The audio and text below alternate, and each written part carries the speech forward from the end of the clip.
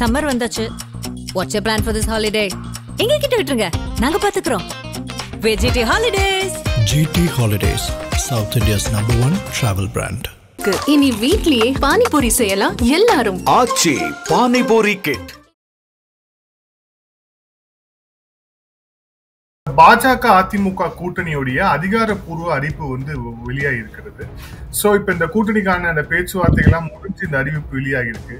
So இப்போ ஆரம்பத்திலேயே உங்களுடைய ஃபர்ஸ்ட் டேக் என்ன? இந்த கூட்டணி, இந்த ஃபார்மேஷன் இது எப்படி இருக்கும், 2026 இது எப்படி ஒர்க் ஆகும்னு உங்களுடைய பார்வை? அதிமுக பாஜக கூட மற்ற தேசிய ஜனநாயக கூட்டணியில் அங்கம் வகிக்கும் கட்சிகள், பாட்டாளி மக்கள் கட்சி போன்ற கட்சிகள் எல்லாம் உள்ளே கொண்டு வருவதற்கான அனைத்து முயற்சிகளும் எடுக்கப்படும். ஒருவேளை நாம் தமிழர் கட்சிக்கும் உள்ளே கொண்டு வருவதற்கு முயற்சிகள் எடுக்கப்படும். ஒரு மெகா கூட்டணி அமைந்தால் நிச்சயமாக அது திமுக கூட்டணிக்கு ஒரு பெரிய சவாலாகத்தான் இருக்கும். கொங்கு மண்டலத்தில் இருக்கக்கூடிய கிட்டத்தட்ட 65-66 இடங்களில் பெரும்பாலான இடங்களில் வெற்றி பெறக்கூடிய வாய்ப்பு இருக்கு. ஆனால் தென் தமிழகத்தில் இருக்கக்கூடிய 56-58 இடங்களில் எப்படி அந்த வெற்றி வாய்ப்பை அதிகரிக்க முடியும் அப்படிங்கிற நோக்கத்துல தான் இந்த நயனார் நாகேந்திரனுடைய அப்பாயின்மெண்ட்டும் அதை நோக்கி ஒரு மெசேஜ் தான். தங்கள் தலைமையை ஏற்று வரக்கூடிய கட்சிகளுடன் கூட்டணி அப்படிங்கிறது இனிமேல் இப்போ 2 பெரிய கூட்டணி வந்தாச்சு. இல்ல அவருடைய எதிர்பார்ப்பு சொல்லிட்டாருல 26ல டிஎம்கே வெர்சஸ் டிவிகேன்னு சொல்லிருக்காரு. பட் அப்படின்னா தனித்து தான் போட்டியிடணும். அவர் தலைமையை ஏற்று எந்த கட்சி போகுது? திமுக இவர்களை வெளியே விரட்டி அடித்தாலே தவிர அடிக்காமல் இருக்கும் வரை யாரும் எந்த கட்சியும் திமுக கூட்டணியை விட்டு வெளியே வரமாட்டாங்க. ஸ்டாலின் அவர்கள் கேஸ்ல அவருக்கு தெரியாமே நடந்திருக்குமோ? யாரும் அவர்கிட்ட இன்ஃபார்மே பண்ணலையோ, இல்ல பியூரோகிராட்ஸ் ஏதாவது பண்ணிட்டாங்களோ, காவல்துறை அதிகாரிகள் அவர் சொல்றதை கேட்கறதையோ, அப்படியெல்லாம் தான் பேச்சு போகுதே தவிர அவர் மீது நேரடி குற்றச்சாட்டுகள் அவ்வளோ ஸ்ட்ராங்கா மக்கள் இன்னும் வைக்க தொடங்கவில்லை. பட் அரசாங்கத்தின் மீது அதிருப்தி நிறைய இருக்கு. இந்த ஊழல் வந்து உங்களுக்கு தெரியாம ஊழல் நடந்திருந்தால் அது உங்களுக்கு தெரியாம நடந்திருக்கிறதுக்கு வாய்ப்பே கிடையாது. ஸோ மக்கள் வந்து அவ்வளோ முட்டாள் கிடையாதுங்க. நீங்க இந்த மாதிரி சொல்ற திமுக ஆட்சியில் ஊழல் நடக்குதுன்னா இப்போ என்ன பண்ணிட்டு இருந்தாங்க? சிபிஐ என்ன பண்ணிட்டு இருந்தாங்க? இடி என்ன பண்ணிட்டு இருந்தாங்க? ஐடி. ஆதரவு நேயர்களுக்கு அன்பு வணக்கம். இன்றைய சிறப்பு நேர்காணலில் நம்முடன் இணைந்திருக்கிறார் அரசியல் விமர்சகர் சுமன் சி ராமன். வணக்கம் சார். வணக்கம் வினோத். சார், பாஜக அதிமுக கூட்டணியுடைய அதிகாரப்பூர்வ அறிவிப்பு வந்து வெளியாகி இருக்கிறது. ஸோ இப்போ இந்த கூட்டணிக்கான அந்த பேச்சுவார்த்தைகள்லாம் முடிஞ்சு இந்த அறிவிப்பு வெளியாகி இருக்கு. ஸோ இப்போ ஆரம்பத்திலேயே உங்களுடைய ஃபர்ஸ்ட் டேக் என்ன? இந்த கூட்டணி, இந்த ஃபார்மேஷன் இது எப்படி இருக்கும், 2026 இது எப்படி ஒர்க் ஆகும்னு உங்களுடைய பார்வை? எதிர்பார்க்கப்பட்டது. கடந்த சில வாரங்களாக சில மூவ்ஸ், நம்ம அரசியல் மூவ்ஸை பார்க்கும்போது திரு எடப்பாடி அவர்கள் டெல்லிக்கு போறாரு, அமித்ஷாவை சந்திக்கிறாரு. ஸோ அதன் நீட்சியாக இத்தகைய கூட்டணி அறிவிக்கப்படும். அது டைமிங் வந்து இப்போ பண்ணுவாங்களா, ஒரு மாதம் கழிச்சு பண்ணுவாங்களா, அதெல்லாம் வந்து விவாதத்துக்கு இருந்தது. ஆனால் இது நடக்கப் போகிறது என்று கிட்டத்தட்ட ஒரு எதிர்பார்க்கப்பட்ட ஒன்று. எப்படி இது தேர்தலில் பர்ஃபார்மன்ஸ் எப்படி இருக்கும்னு கூறுவது இப்போ ரொம்ப ஏர்லி. ஏன்னா இன்னும் 11 மாத காலம் இருக்கிறது தேர்தலுக்கு. இப்போவே வந்து இந்த கூட்டணி ஒரு வெற்றி கூட்டணியாக இருக்குமா, கடுமையான சவால் கொடுக்குமா திமுக கூட்டணிக்கு, அதெல்லாம் வந்து உறுதியாக சொல்ல முடியாது. ஆனால் நிச்சயமாக ஒரு கம்பெட்டிட்டிவ் எலெக்ஷனாக இந்த கூட்டணி இருப்பதனால் 2026 ஒரு கம்பெட்டிட்டிவ் கூட்டணியாக மாற்றப்படும். ஏன்னா இது வெறும் அதிமுக பாஜக மட்டும் ஒரு கூட்டணியில் இருக்க போறாங்கன்னு நான் நினைக்கல. அதிமுக பாஜக கூட மற்ற தேசிய ஜனநாயக கூட்டணியில் அங்கம் வகிக்கும் கட்சிகள், பாட்டாளி மக்கள் கட்சி போன்ற கட்சிகள் எல்லாம் உள்ளே கொண்டு வருவதற்கான அனைத்து முயற்சிகளும் எடுக்கப்படும். ஒருவேளை நாம் தமிழர் கட்சிக்கும் உள்ளே கொண்டு வருவதற்கு முயற்சிகள் எடுக்கப்படும். நடக்குமா நடக்காதான்னு தெரியாது. ஸோ ஒரு மெகா கூட்டணி அமைந்தால் நிச்சயமாக அது திமுக கூட்டணிக்கு ஒரு பெரிய சவாலாகத்தான் இருக்கும். இல்ல, இந்த 2026 சட்டமன்ற தேர்தலுக்கு இன்னும் ஓராண்டு இருக்கு. ஸோ இந்த ஓராண்டு காலகட்டத்திற்கு முன்பாகவே வந்து இந்த அலைன்ஸை சீல் பண்ணியிருக்காங்க அப்படின்னா இதுக்கு கொடுக்கக்கூடிய மெசேஜ் அப்படிங்கிறது என்னவா இருக்கு? இல்லை, நிச்சயமா வந்து இந்த முறை இரு தரப்புக்கும் இது ஒரு மிக முக்கியமான தேர்தல்.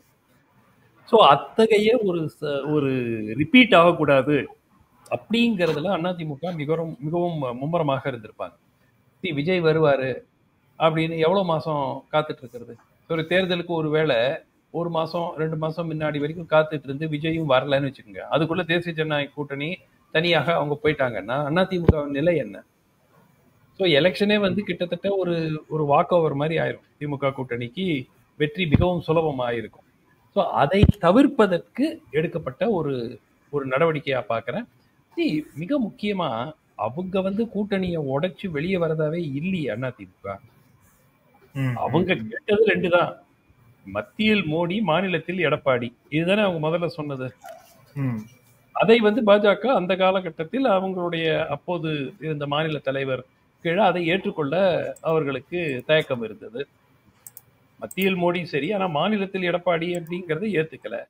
நேற்று திரு அமித்ஷா அவர்கள் திட்டவட்டமா சொல்லிட்டார்ல, திரு எடப்பாடியுடைய தலைமையில் தான் இந்த கூட்டணி தமிழ்நாட்டில் செயல்படும், அதிமுக தான் தலைமை வகிக்கும் இந்த கூட்டணிக்கு அப்படிங்கிறத சொல்லிட்டாரு. மூன்றாவது திரு ஓபிஎஸ், டிடிவி, சசிகலா அவர்களை போன்ற மற்ற நபர்களுடைய பிரச்சனை வந்து ஒரு உட்கட்சி பிரச்சனையாக பார்க்கப்படும், அது அதிமுக அவங்க தீர்த்து வைக்க வேண்டிய பிரச்சனை அப்படின்னு சொல்லிட்டாரு. ஸோ இந்த கண்டிஷன்ஸ் எல்லாம் மீட் ஆன அப்புறம் கூட்டணி இல்லாமல் இருப்பதற்கு ஒரு பெரிய ஒரு தயக்கம், ஒரு காரணம் வந்து இல்லையே ஏடிஎம்கே. இதுல இன்னொன்னு, அண்ணாமலை மாநில தலைவராக இல்லாமல் இப்போ வந்து நயினார் நாகேந்திரன் வந்திருக்கிறார். குறிப்பாக சவுத்ல இருந்து ஒரு ஃபேஸ், அதுக்கப்புறம் வந்து முக்குளத்தூர் கம்யூனிட்டி பேக்கப்போட ஒருத்தர் வந்திருக்கிறதுக்கான முக்கியமான காரணமா என்னவா இருக்கும் அப்படின்னு நினைக்கிறீங்க? அதுல ஏதேனும் ஒரு சோசியல் இன்ஜினியரிங் இருக்கா? நிச்சயமாக இருக்கிறது. முதல் நாள்ல இருந்து இந்த கூட்டணி உருவாகும் போது என்ன சொன்னாங்க? அண்ணாமலையும் கொங்கு மண்டலம், எடப்பாடி அவர்களும் கொங்கு மண்டலம், ஒரே சமுதாயத்தை சேர்ந்தவர்கள். ஸோ அதனால அந்த கொங்கு மண்டலத்தில் அது உதவலாம், ஆனால் மற்ற பகுதிகளில் ஒரு பிரதிநிதித்துவம் இல்லாத மாதிரி இருக்கும். இப்போ பாஜக அதை சரி செய்ய ஒரு முயற்சி எடுத்து நயினார் நாகேந்திரன் கொண்டு வந்து, நயினார் நாகேந்திரன் தென் தமிழகத்தை சேர்ந்தவர், முக்குளத்தோர் சமுதாயம் அப்படிங்கிறது அதிமுகவுக்கு ஒரு காலகட்டத்தில் முதுகு எலும்பாக கருதப்பட்டது. ஆனால் அதற்கு பிறகு அவர்களை விட்டு சென்று விட்டதாக கருதப்படும் ஒரு சமுதாயம். ஸோ அங்கிருந்து சில வாக்குகளை திரும்ப பெறுவதற்கு என்னுடைய எதிர்பார்ப்பு அமமுகவும் இந்த கூட்டணியில் இடம்பெறும். அதை வந்து இன்னைக்கு உடனே வந்து டிஸ்கஸ் பண்ணா ஃபிரிக்ஷன் வரும், கொஞ்ச நாள் ஒரு 2-3 மாசம் கழிச்சு பார்த்துக்கலாம்னு நினைச்சிருப்பாங்க. பட் இன்னைக்கு திரு டிடிவி தினகரன் பேசியதும் திமுகவை வீழ்த்தக்கூடிய அனைத்து கட்சிகளும் ஒன்றிணைய வேண்டும்ங்கிற பேசிஸ்ல தான் அவரும் பேசியிருக்காரு. ஸோ நிச்சயமா திரு அமமுக இந்த கூட்டணியில் இடம்பெறுவது டிடிவி சைட்ல இருந்து அவருக்கு ஒன்றும் பிரச்சனை இருப்பதாக எனக்கு தெரியல. ஸோ எடப்பாடி அவர்களை கன்வின்ஸ் பண்ணணும், அதுவும் வந்து பாஜக செஞ்சிருவாங்கங்கிற எதிர்பார்ப்பு. ஸோ திரு நயினார் நாகேந்திரனை உள்ள கொண்டு வராங்க, திரு டிடிவியோட ஒரு கூட்டணி அமைக்க முயற்சிக்கிறாங்கன்னா நிச்சயமா அந்த முக்குளத்தோர் சமுதாயத்துக்கு ஒரு ஒரு மெசேஜ் தான். ஸோ மீண்டும் அதிமுக பக்கம் நீங்க வரணும் அப்படிங்கிறது. பிளஸ் தென் தமிழ்நாட்டு, சென்ற முறை தென் தமிழ்நாட்டில் அதிமுக பாஜக கூட்டணி 21 சரி, அதுக்கு பிறகு தனித்தனித்து போட்டியிடும் போது கூட பெருமளவில் அவர்களால் சாதிக்க முடியல. அதை திருத்தும் வகையில், ஏன்னா கொங்கு மண்டலத்தில் எப்படிமோ நல்லா செய்வாங்க, ஏன்னா அங்கு 2 கட்சியுமே அங்கே ஸ்ட்ராங் பார்ட்டிஸ். பிஜேபிக்கும் நல்ல பேஸ் இருக்கு, அதிமுகவுக்கும் ஒரு ஸ்ட்ராங் ஹோல்டு கோட்டையாக கொங்கு மண்டலம் இருக்கு. ஸோ கொங்கு மண்டலத்தில் இருக்கக்கூடிய கிட்டத்தட்ட 65-66 இடங்களில் பெரும்பாலான இடங்களில் வெற்றி பெறக்கூடிய வாய்ப்பு இருக்கிறது. ஆனால் தென் தமிழகத்தில் இருக்கக்கூடிய 56-58 இடங்களில் எப்படி அந்த வெற்றி வாய்ப்பை அதிகரிக்க முடியும் அப்படிங்கிற நோக்கத்துல தான் இந்த நயினார் நாகேந்திரனுடைய அப்பாயின்மெண்ட்டும் அதை நோக்கி ஒரு மெசேஜ் தான். சார், ஏற்கனவே இந்த என்எஸ்கேன்னு சொல்லிட்டு ஒரு ஃபார்முலா வந்து சொல்லிட்டு விவாதிட்டு இருக்காங்க. குறிப்பா வந்து நார்த், சவுத், கொங்கு இந்த 3 ரீஜன்லயுமே வந்து கான்சென்ட்ரேட் பண்ணி இதுல மட்டும் ஒரு ஹை ஹோல்டு எடுத்தாலே மெஜாரிட்டி மார்க்கை கிராஸ் பண்ணிடலாம் இந்த அலைன்ஸ் அப்படின்ட்டு ஒரு ஃபார்முலா வந்து சொல்லப்படுது. அந்த ஃபார்முலா வந்து இப்ப இருக்கக்கூடிய இந்த அலைன்ஸ் ஃபார்மேஷனை வச்சு சாத்தியம் ஆகும்னு நினைக்கிறீங்களா? குறிப்பா கொங்கு இவங்க 2 பேருமே ஸ்ட்ராங்கா இருக்காங்க, சவுத்துல வந்து நீங்க சொன்ன மாதிரி இன்னும் வளர வேண்டி இருக்கு, நார்த்ல பாமக இருக்கதால ஸ்ட்ராங்னு சொல்லிட்டு அவங்க நினைக்கிறாங்க. இது ஒர்க் அவுட் ஆகும்னு நினைக்கிறீங்களா? இல்ல, அவர்களுடைய ஸ்ட்ராட்டஜி ரொம்ப சிம்பிளுங்க. திமுகவினுடைய கோட்டையாக இருக்கக்கூடியது டெல்டா பகுதி. ஸோ டெல்டா பகுதியில் இந்த கூட்டணி பாஜகவுக்கும் பெரிய பேஸ் அங்கே இருக்கிறதாக நம்ம சொல்ல முடியாது. ஸோ டெல்டா பகுதியில் பெருமளவில் வெற்றி பெறுவது கடினமாக இருக்கும். வட தமிழ்நாட்டில் பாட்டாளி மக்கள் கட்சிக்கு அதிக ஆதரவு இருக்கக்கூடிய பகுதிகளில் ஒரு கடுமையான போட்டி கொடுக்கறதுக்கு இந்த கூட்டணிக்கு ஒரு வாய்ப்பு இருக்கு. ஆனால் அதாவது நகர்ப்புற பகுதிகள், உதாரணத்துக்கு சென்னை போன்ற நகரங்கள், அங்கெல்லாம் வந்து இன்னும் அந்த அளவுக்கு ஒரு ஒரு டஃப் ஃபைட் திமுகவுக்கு கொடுக்க முடியும் என்று நான் எதிர்பார்க்கவில்லை. ஸோ இவர்கள் வந்து ஃபோக்கஸ் பண்ண வேண்டியது ஒரு 140 150 இடங்கள். இந்த 150 இடங்கள்ல தான் ஃபோக்கஸ் இருக்கும். அதுல கிட்டத்தட்ட அனைத்து கொங்கு மண்டலம், தென் தமிழகத்தில் எக்ஸப்ட் சிறுபான்மையினர் அதிகமாக இருக்கக்கூடிய சில தொகுதிகள், கன்னியாகுமரி மாவட்டத்துல திருநெல்வேலி, பாளையங்கோட்டை, அந்த பெல்ட், இந்த மாதிரி 2-3 அங்க இடங்கள், மேபி ராமநாதபுரத்துல ஒரு 2-3 இடங்கள். ஸோ இதெல்லாம் வந்து சிறுபான்மையினர் அதிகமாக இருக்கக்கூடிய இடங்கள். அங்கு வெற்றி வாய்ப்பு மிகவும் குறைவு. பட் கொங்கு மண்டலம், தென் தமிழகம், வன்னிய சமுதாயம் அதிகமாக இருக்கக்கூடும். வெங்கு பாட்டாளி மக்கள் கட்சி, இப்போ கொங்கு மண்டலம்னு மட்டும் சொல்ல முடியாது. இப்போ உதாரணத்துக்கு தர்மபுரி இருக்கு.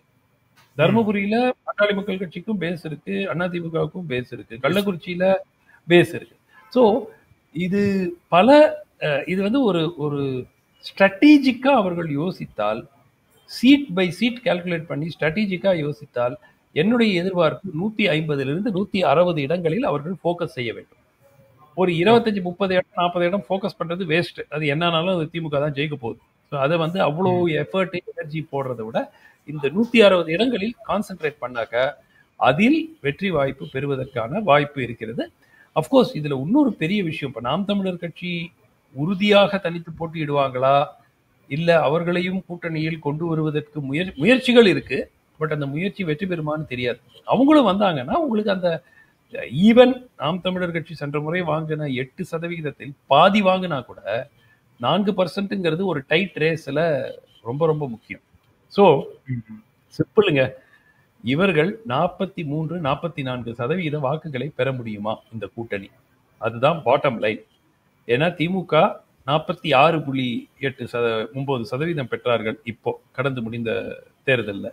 அதிமுகவும் தேசிய ஜனநாயக கூட்டணி வாக்குகளையும் சேர்த்தீர்கள் என்றால் 41.5 என்னமோ வந்துச்சு. So 5% difference. இந்த 5% ஆன்டி இன்கம்பன்சி மூலமாகவும் மற்ற கட்சிகளை இணைப்பதன் மூலமாகவும் சரி செய்ய முடியுமா என்றால் தியரியில நிச்சயமாக முடியும். அது சாத்தியம் கிரவுண்ட்ல நடக்குமான்னு நம்ம இன்னொரு தேர்தலுக்கு 1-2 மாதங்களுக்கு முன்புதான் கணித்து சொல்ல முடியும். சார், இப்ப நீங்களே சொன்ன மாதிரி இன்னொரு முக்கியமான விஷயம், விஜய் அவர்கள் அதிமுக கூட்டணிக்கு ஃபர்ஸ்ட் ஆப்ஷனா வந்து எடப்பாடி அவர்கள் வச்சிருந்தது விஜய் அவர்களே தான் அப்படின்னு தொடர்ச்சியாக வந்து சொல்லப்பட்டது.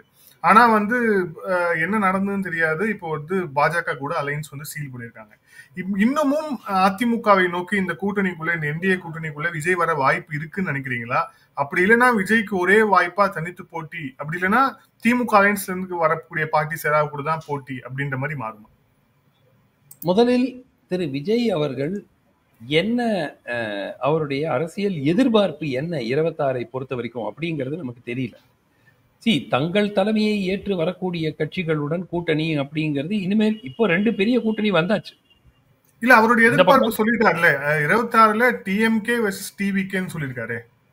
இல்லைங்க, அவர் சொல்லலாங்க. பட் அப்படின்னா தனித்து தான் போட்டியிடணும்.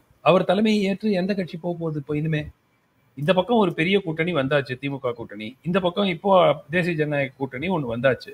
ஸோ அவர் கூட போவதற்கு பெரும் கட்சிகள் யாருமே இல்லையே இப்போ. அன்லெஸ் இந்த 2 கூட்டணியை விட்டுட்டு யாராவது வந்தாலே தவிர அது வருவது போல் எனக்கு தோன்றவில்லை. ஸோ இந்த 2 கூட்டணியை தவிர இந்த 3வது அணிக்கு யார் இருக்க போகிறார்கள்? ஸோ ஒருவேளை நாம் தமிழரோட கூட்டணி வைப்பாரா? பாசிபிள். இப்போ ஃபர்ஸ்ட் ஆஃப் ஆல் அவர் பிஜேபியை தன்னுடைய சித்தாந்த எதிரி என்று தெரிவித்த பிறகு பிஜேபியோட நீங்க கூட்டணி வைக்க முடியாது. அட்லீஸ்ட் முதல் தேர்தலில் வைக்க முடியாது. ஸோ யாரோட கூட்டணி வைக்க முடியும் நீங்க சொல்லுங்க? எக்ஸப்ட் நாம் தமிழர். நாம் தமிழரும் அவங்க கூட்டணின்னு போனாக்கா நாம் தமிழர் கட்சிக்கு விஜயோட போறதை விட என்டிஏவோட போறதுல தான் லாஜிக். ஏன்னா அங்கதான் வெற்றி பெறும் வாய்ப்புகள் அதிகமாக இருக்கும். திருப்பி நீங்க கூட்டணியில் நாங்கள் உறுதியாக செல்ல மாட்டோம் என்று கூறிவிட்ட ஒரு கட்சி கூட்டணியும் வச்சு தோல்வியும் அடைந்தால் அதுல ஒன்றும் லாஜிக்கே கிடையாது. அட்லீஸ்ட் இந்த கூட்டணியில போனா அட்லீஸ்ட் சில இடங்களிலாவது வெற்றி பெறுவதற்கான வாய்ப்பு இருக்கிறது, பிரதிநிதித்துவம் கிடைக்கும். நாம் தமிழர் கட்சி மீது விமர்சனம் என்ன? 10 வருஷமா இருக்கிறாங்க எலக்ட்ரல் பாலிடிக்ஸ்ல, ஒரு எம்எல்ஏ கூட இல்ல, கரெக்டா? கவுன்சிலர்ஸே இல்ல அப்படிங்கறதுன்னு அவங்க மேல குற்றச்சாட்டு. ஸோ அதை மாற்ற வேண்டும் என்றால் ஒரு வெற்றி கூட்டணியில ஒரு அங்கம் வகிக்கிறது தான் அவங்களுக்கு பாசிபிலிட்டி. விஜய் கூட கூட்டணி வச்சு என்ன பண்ண போறாங்க? சரி 15% வருது, 18% வாங்குறாங்கன்னு வச்சுக்கோங்க. அது திமுகவுக்கு உதவலாம், இல்லாட்டி அண்ணா திமுகவுக்கு உதவலாம், அவங்களுக்கு உதவாது இல்ல. வேற யார் இருக்காங்க விஜயோட கூட்டணி வைக்கிறதுக்கு? எனக்கு தெரிந்தவரை இதுவரை வேற யாரும் எனக்கு தோணவில்லையே. இல்ல டிஎம்கே கூட்டணியில் இருக்கக்கூடிய செக்யூலர் ஃபோர்ஸ், ஏன்னா இவரும் செக்யூலர் இதுதான் வந்து முன்னெடுத்துறாரு. ஒருவேளை டிஎம்கே கூட்டணியில் இருக்கக்கூடிய முரண்பட்ட கட்சிகள் விஜய் நோக்கி நகரலாம் இல்லையா? ஃபார் எக்ஸாம்பிள் வேல்முருகன், அப்புறம் வந்து ஏன்னா அவர் தொடர்ச்சியான ஒரு சின்ன அதிருப்தி அப்பப்போ வெளிக்காட்டிக்கிட்டே இருக்கிறாரு. மார்க்சிஸ்டும் அங்கங்க அதிருப்தியை வெளிக்காட்டிக்கிட்டே இருக்கிறாங்க. விசிகா தங்களால முடிஞ்ச அளவுக்கு எங்கெங்க அதிருப்தியை காட்டுமோ அங்கேயும் காட்டிட்டே இருக்காங்க. சோ அந்த மாதிரி ஆளுங்க ஏதேனும் வெளியே வந்தால் அவருக்கு ஒரு ஆப்ஷனா விஜய் இருக்க மாட்டாரா? ரொம்ப சிம்பிள் வினோத். திமுக கூட்டணியை பற்றி எனக்கு இருக்கும் அபிப்பிராயம், திமுக நீங்கள் வேண்டாம் என்று ஏதேனும் கட்சியை விரட்டி அடித்தாலே தவிர அவர்கள் வெளியே வரமாட்டார். கிட்டத்தட்ட அவங்க வந்து திமுகவினுடைய ஒரு அங்கமாகத்தான் இவர்கள் எல்லாம் இருக்கிறார். ஸோ திருமாவளவன் உதாரணத்துக்கு அவர் தொடர்ந்து என்ன சொல்றாரு? ஒரு கடுமையான ஒரு விமர்சனம் வச்சுட்டு அரசு மேல ஏதேனும் ஒரு சம்பவத்துக்கு, ஆனால் இது கூட்டணியை பாதிக்காது, கூட்டணியில் தான் இருப்போம், நிறைய பேர் இந்த கூட்டணியை விட்டு நாங்க வெளியே வந்துடணும்னு நினைச்சிட்டு இருக்காங்க, அவங்க ஆசை நிறைவேறாது. அதுதான் லாஸ்ட் லைன். அவர் என்ன ஸ்டேட்மெண்ட் கொடுத்தாலும் அது கடைசி லைன் இதுதான் வரும். ஸோ இவர்கள் யாரும் போக மாட்டாங்க. ஒருவேளை பாட்டாளி மக்கள் கட்சி திமுக கூட்டணியில் வர விருப்பம் தெரிவித்து திமுக அதை ஏற்று விசிகே வேண்டாம் என்ற ஒரு முடிவுக்கு வந்தாலே தவிர, திமுக இவர்களை வெளியே விரட்டி அடித்தாலே தவிர, அடிக்காமல் இருக்கும் வரை யாரும் எந்த கட்சியும் திமுக கூட்டணியை விட்டு வெளியே வரமாட்டாங்க. சார், இப்ப இன்னொரு ப்ராபபிலிட்டி சொல்றாங்க. அதாவது இப்போ விஜய் அவர்கள் தனியா போட்டிடுறார் அப்படிங்கிற பட்சத்துல விஜய் அவர்கள் வாங்கக்கூடிய வாக்குகள் அப்படின்னு இப்போ ஓரளவுக்கு கணிக்கப்படுறது சிறுபான்மையினர் வாக்குகள், குறிப்பாக பட்டியல் சமூக வாக்குகள் எல்லாத்தையுமே அவர் வந்து வாங்கக்கூடும்னு சொல்றாங்க. இது எல்லாமே ட்ரெடிஷ்னலா டிஎம்கே அலைன்ஸுக்கு விழுந்திருந்த வாக்குகள் தான். சோ அதை வந்து விஜய் வாங்கும் போது இது வந்து அதிமுக கூட்டணிக்கு ஒரு பலம் சேர்க்கும், அவங்களுக்கு ஒரு அட்வான்டேஜா தான் மாறும் விஜய் தனியா நிக்கிறதுன்னு ஒரு பார்வை இருக்கு. உங்களுடைய இது என்ன? இல்லைங்க, ஏன்னா என்னை பொறுத்த வரைக்கும் அதை உறுதியா நம்ம ஃபர்ஸ்ட் ஆஃப் ஆல் விஜய் 8% வாங்க போறாரா, 4% வாங்க போறாரா, 14% வாங்க போறாரா யாருக்குமே தெரியாது. இது வரைக்கும் ஒரு ட்ராக் ரெக்கார்டு இல்லை. நம்ம முன்னாடி பார்த்து கம்பேர் பண்ணி ஓஹோ இவருக்கு இவ்வளவு வாக்கு வங்கி இருக்கு, இந்த குரூப்ஸ் தான் அவருக்கு ஓட்டு போடுவாங்க தெரியாது. ஸோ இளைஞர்கள் வாக்கு அளிப்பார்கள், அது நிச்சயமா தெரியும். ஏன்னா அவருடைய ஃபேன்ஸ் பெரும்பாலானவர்கள் இளைஞர்கள். ஸோ நிச்சயமாக இளைஞர்கள் இப்பொழுது யாருக்கு வாக்களித்துக் கொண்டிருக்கிறார்கள்? ஒரு கணிசமான எண்ணிக்கை நாம் தமிழர் கட்சிக்கு வாக்களித்துக் கொண்டிருக்கிறார்கள். சிலர் திமுக வாக்களிக்கிறார்கள், சிலர் அண்ணா திமுக கூட்டணிக்கு பாஜகவுக்கெல்லாம் வாக்களித்திருக்கிறார்கள். ஸோ இந்த யூத் ஓட் வந்து நிச்சயமாக ஓரளவிற்கு விஜய் நோக்கி செல்வதற்கு வாய்ப்பு இருக்கிறது. அது நாம் தமிழர் கட்சியுடைய வாக்குகளை நிச்சயமா பாதிக்கலாம். அதை தாண்டி திமுக அண்ணா திமுக மற்ற கட்சிகள் வாக்குகளையும் பாதிக்கலாம். பட் ஒரே ஒரு கட்சி வாக்குகள் தான் அது இருக்கும் என்று நான் நினைக்கவில்லை, பல கட்சிகள். ஆனால் சிறுபான்மையினர் வாக்குகளை பெற்றால் நிச்சயமாக அது திமுக கூட்டணிக்கு. ஏன்னா திமுக கூட்டணி கிட்டத்தட்ட 95% சிறுபான்மையினர் வாக்குகளை பெறுது இன்னைக்கு. சோ அதிலிருந்து விஜய் நோக்கி சிலர் சென்றார்கள் என்றால் அது நிச்சயமாக திமுக கூட்டணிக்கு ஒரு மிகப்பெரிய பின்னடைவா ஏற்படும். இப்போ ஒரு 95% சிறுபான்மையினர் திமுகவுக்கு ஓட்டு போடுறாங்க. அந்த 95% உதாரணத்துக்கு 70% குறைஞ்சிருச்சுன்னு வைங்க. அந்த 25% விஜய்க்கு போனா அது உங்களுக்கு பாப்புலர் பர்சன்டேஜ் ஆஃப் ஓட்ல கிட்டத்தட்ட ஒரு 3% குறைஞ்சிடும் திமுக ஓட்டு. அந்த அளவுக்கு மாற்றம் ஏற்பட்டால் நிச்சயமா அது பாதிப்பு. இளைஞர்கள் வாக்குகள் வந்து அவங்க யாருக்கு போடுறாங்கன்னு சொல்றது ரொம்ப கஷ்டம். எல்லா இளைஞர்களும் ஒரே கட்சிக்கு போடுறாங்கன்னு நம்ம சொல்ல முடியாது. ஆனால் சிறுபான்மையினர் அப்படி கிடையாது. ஸோ சிறுபான்மையினர் வாக்குகள் பிளவுபட்டால் மிகப்பெரிய பிரச்சனை யாருக்குன்னா திமுக கூட்டணி. அப்போ விஜய் தனியா நிக்கிறதுல ஒரு அட்வான்டேஜ் அதிமுக அலைன்ஸுக்கு இருக்குன்னு ஓரளவுக்கு நம்மளால சொல்ல முடியும் இல்லையா? தனியா நின்னா சிறுபான்மையினர் வாக்குகளை அவர் பெற்றால் நிச்சயமாக அது திமுகவுக்கு பாதிப்பு, அண்ணா திமுக கூட்டணிக்கு ஒரு அட்வான்டேஜ். பட் அது நடக்குமாங்கிறது நமக்கு தெரியாது இல்ல. சிறுபான்மையினர் பெருமளவுல திமுக கூட்டணியை விட்டுட்டு விலகுவாங்கள் அப்படிங்கிற எதிர்பார்ப்பு எனக்கு கிடையாது.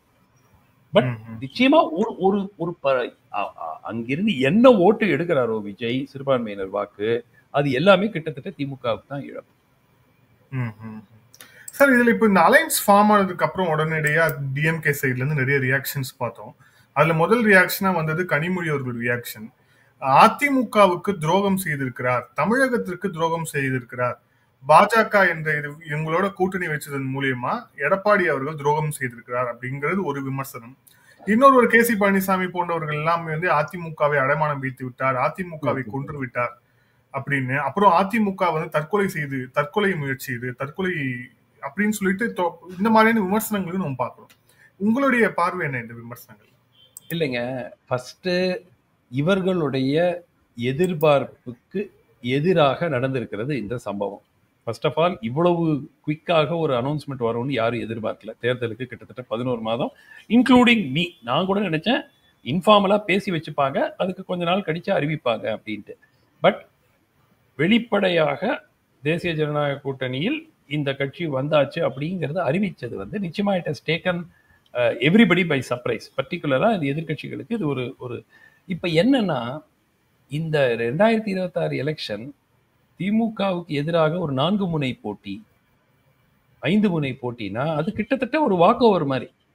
அது ஒன்றும் எலெக்ஷன் கான்டெஸ்டே கிடையாது. ஏன்னா திமுக இந்த பக்கம் 10 கட்சிகளோட ஒரு கூட்டணியில் இருக்காங்க, 10-12 கட்சிகளோட கூட்டணியில் இருக்காங்க, வலுவான கூட்டணி. அது 40%க்கு 1% ஓட்டு கூட குறையாது.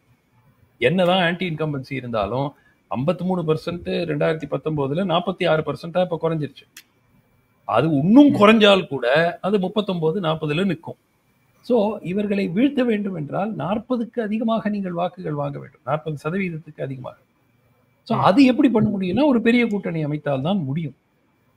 ஸோ எடப்பாடி அதிமுக அடமானம் வச்சுட்டாரு பிஜேபிக்குன்னு இவங்க சொல்லலாம். பட் அது வந்து வெறும் ஒரு கவலையின் வெளிப்பாடாக தான் நான் பார்க்குறேன்.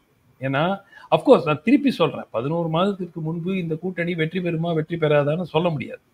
அதற்கு பல ஃபேக்டர்ஸ் இருக்கு. ஆன்டி இன்கம்பன்சி எப்படி இருக்க போகுது, இந்த அரசினுடைய நடவடிக்கை அடுத்த 11 மாசத்துல எப்படி இருக்க போகுது, நிறைய விஷயங்கள் இருக்கு. ஊழல் வழக்குகள் அதுல முன்னேற்றம் இருக்க போகிறதா, so lot of factors. But என்னன்னா இப்போ ஒரு கவலை வந்திருக்கிறது.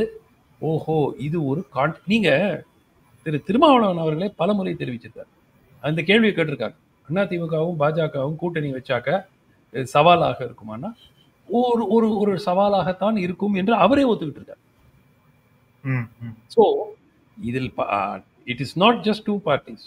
என்னுடைய எதிர்பார்ப்பு பாட்டாளி மக்கள் கட்சி வருவாங்க, தேமுதிக வருவாங்க, தமாக ஏற்கனவே இருக்காங்க, புதிய தமிழகம் இருக்கு. இந்த மாதிரி ஒரு கிராண்ட் அலையன்ஸ் உருவாக்கப்படும். அதுல என்டிகே வருவார்களா அப்படிங்கிறது தான் ஒரு கொஸ்டின் மார்க்கா நான் பார்க்கறேனே தவிர மற்ற கட்சிகள்லாம் கிட்டத்தட்ட உறுதியா வந்துருவாங்கிறது தான் என்னுடைய எதிர்பார்ப்பு. ஆனா நம்ம லாஸ்டா வந்து அந்த சி ஓட்டருக்கான அந்த கருத்து கணிப்புல வந்து அப்ரூவல் ரேட்டிங்ல எடப்பாடி அவர்கள் வந்து மூன்றாவது இடத்துல தான் இருந்தார், அதுக்கு கீழே அண்ணாமலை இருந்தார். நல்ல அப்ரூவல் ரேட்டிங்ல 40% 40 above வந்து சீஃப் மினிஸ்டர் எம்.கே. ஸ்டாலின் அவர்கள் தான் இருந்தார். சோ அந்த அப்ரூவல் ரேட்டிங் வைஸா பார்த்தோம் அப்படின்னா அதுல ஏதாவது ஒரு சிக்கல் இருக்கும்னு நினைக்கிறீங்களா? வினோத் அந்த ரேட்டிங்கை நான் பார்த்தேன், எனக்கு புரியாத புதிர். 27% முதலமைச்சர் ஸ்டாலின், 18% விஜய், 10% திரு எடப்பாடி, 9% திரு அண்ணாமலை. இந்த 4 கூட்டினாக்கா 65% வருது. அப்ப மீதி 35% யார் முதலமைச்சர்னு எதிர்பார்க்கிறாங்க? அதுவே எனக்கு தெரியல. இதெல்லாம் வந்து ஒரு என்டர்டெயின்மெண்ட் பர்பஸுக்கு நம்ம பார்த்துட்டு போகலாம். பட் உறுதியாக திமுகவுக்கு பெரிய அட்வான்டேஜ் என்னன்னா, அவர்களுடைய அரசு மீது இருக்கக்கூடிய அதிருப்தியும் கோபமும் முதலமைச்சர் மீது இல்லை அந்த அளவிற்கு.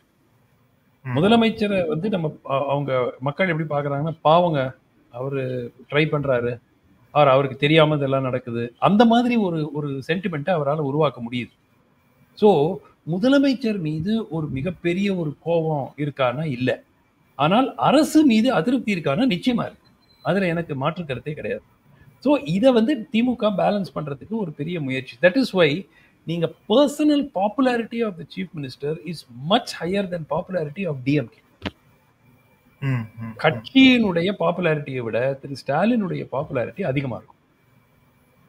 ஏன்னா இந்த கட்சி இந்த அரசாங்கம் செய்யும் பல தவறுகளுக்கு எல்லோரும் வந்து நேரடியாக அந்த முதலமைச்சர் தான், நார்மலா அப்படிதான் இருக்கணும். முதலமைச்சர் தான் அந்த ஹெட் ஆஃப் தி எக்ஸிக்யூட்டிவ், அவர் தான் வழி நடத்துறாரு. ஆனால் திரு ஸ்டாலின் அவர்கள் கேஸ்ல அவருக்கு தெரியாமையே நடந்திருக்குமோ,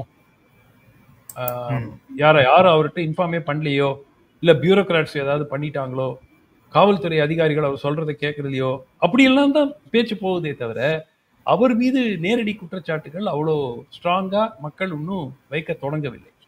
பட் அரசாங்கத்தின் மீது அதிருப்தி நிறைய இருக்கு.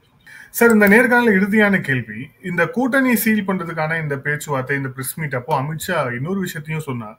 திமுக ஆட்சியில் நடக்கக்கூடிய ஊழல்கள் அப்படின்னு சொல்லிட்டு அவர் ஒரு பெரிய லிஸ்ட் போட்டார் அப்படிங்கறத பாக்குறோம்.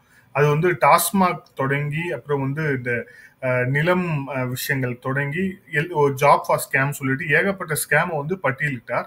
இந்த பிரஸ் மீட் முடியும் போதே இடியில இருந்தும் அந்த KM நேருடைய அந்த வீட்டில் நடந்த ரைடு சம்பந்தமான அப்டேட்டும் வந்து வெளியாகி இருந்தது அப்படிங்கிறத பாக்குறோம். சோ இனிமே அந்த மாதிரியான நெருக்கடியும் திமுக சந்திக்க வேண்டி இருக்கும் அப்படின்னு அதை சமிக்ஞையா எடுத்துக்கலாமா, உங்களுடைய பார்வை? ஃபர்ஸ்ட் ஆஃப் ஆல், ஊழல் நிறைய பண்ணிட்டு இருக்காங்கன்னு குற்றச்சாட்டு வச்சாங்க. 4 வருஷமா என்ன பண்ணாங்க? அவங்களுக்கு தெரியாதா? இல்ல நேத்து காலையில இருந்தா ஊழல் ஆரம்பிச்சாங்களா? இல்ல என்ன குற்றச்சாட்டு இது? நீங்க ஆட்சியில் இருக்கீங்க, 11 வருஷமா ஆட்சியில் இருக்கீங்க, 4 வருஷமா ஒரு ஆட்சி நடக்குது, இல்ல ஊழல் நடக்குதுன்னா உங்களுக்கு தெரியவே தெரியாதா? இந்த ஊழல் வந்து உங்களுக்கு தெரியாம ஊழல் நடந்திருந்தால் அது உங்களுக்கு தெரியாம நடந்திருக்கிறதுக்கு வாய்ப்பே கிடையாது. ஸோ மக்கள் வந்து அவ்வளவு முட்டாள் கிடையாதுங்க. நீங்க இந்த மாதிரி திமுக ஆட்சியில் ஊழல் நடக்குதுன்னா இப்ப என்ன பண்ணிட்டு இருந்தாங்க? சிபிஐ என்ன பண்ணிட்டு இருந்தாங்க? இடி என்ன பண்ணிட்டு இருந்தாங்க? ஐடி, ரைட்டா? ஸோ இந்த கேள்வி நிச்சயமா திரு அமித்ஷாவை நோக்கி கேட்கப்படும். அடுத்தது, அதிமுகவை பொறுத்த வரைக்கும் அவங்க முழுதாக பாஜகவை இன்னும் டோட்டலா 100% ட்ரஸ்ட் பண்றாங்களான்னா ட்ரஸ்ட் பண்ணல. அவர்களும் அடுத்த சில மாதங்களில் எப்படி இவர்களுடைய நடவடிக்கை இருக்க போகிறது. அதிமுகவை பொறுத்த வரைக்கும் அவங்க வந்து ஏதோ ஒரு அண்டர்ஸ்டாண்டிங் திமுகவுக்கும் பாஜகவுக்கும் இருக்கிறது. திமுக தலைமை குடும்பத்திற்கும் பாஜகவினுடைய ஹைகமாண்டுக்கும் ஏதோ ஒரு அண்டர்ஸ்டாண்டிங் ஓடிட்டு இருக்கு அப்படிங்கிறதுல அவங்க முழுமையா நம்புறாங்க. அது மாறி இருக்கிறதா? நேற்று திரு அமித்ஷாவுடைய அறிவிப்பிற்கு பிறகு அது மாறி இருக்கிறதா இல்லையா என்பது நடவடிக்கைகள் தான் வந்து பேசுமே தவிர வாயால யார் வேணா என்ன வேணா சொல்லிட்டு போலாம். திரு அண்ணாமலை பாஜக மாநில தலைவராக இருக்கும்போது எவ்வளவு குற்றச்சாட்டுகள் வச்சாரு? டிஎம்கே ஃபைல்ஸ் 1, டிஎம்கே ஃபைல்ஸ் 2 எல்லாம் போட்டாரா? ஒரு கேஸ் ஃபைல் பண்ணாங்களா கோர்ட்ல திமுக அகேன்ஸ்ட், கவர்மெண்ட் அபிஷியல்ஸுக்கு அகேன்ஸ்டாவோ மினிஸ்டர்ஸுக்கு அகேன்ஸ்டாவோ? ஒண்ணுமே பண்ணலையே. சோ ஆக்ஷன் அடுத்த ஓராண்டிற்குள் நடவடிக்கைகள் இருக்க போகின்றனவா, இல்ல வெறும் ஊழல்வாதிகள் அப்படின்னு மட்டும் பேசிட்டு போறதுல ஒன்றும் அது மக்கள் வந்து அதை ஏற்றுக்கொள்ள மாட்டார். திரு அமித்ஷா நேற்று சொல்லும் போதே எல்லாரும் சோசியல் மீடியால எவ்வளவு பேர் போட்டாங்க, உங்களுக்கு எப்படி தெரியப்படுது? நீங்க தானே ஆட்சியில் இருக்கீங்க, அப்ப நீங்க நடவடிக்கை எடுத்துக்க வேண்டியது தானே. அது வந்து பெருமளவில் மக்களிடையே எடுபடாது. ஏதோ ஒரு பொலிட்டிக்கல் லீவரேஜுக்கு இவங்க பயன்படுத்துவாங்க, யாரையாவது வந்து அழுத்தம் கொடுக்கறதுக்கு இவங்க பயன்படுத்துவாங்க, அதுக்கப்புறம் அதை அப்படியே விட்டுடுவாங்க அப்படிங்கிற அந்த ஃபீலிங் தான் இந்த அரசாங்கத்தின் மீது, மத்திய அரசு மீது மிகப்பெரிய குற்றச்சாட்டு. அதுதான் வாஷிங் மிஷின் அரசாங்கம்.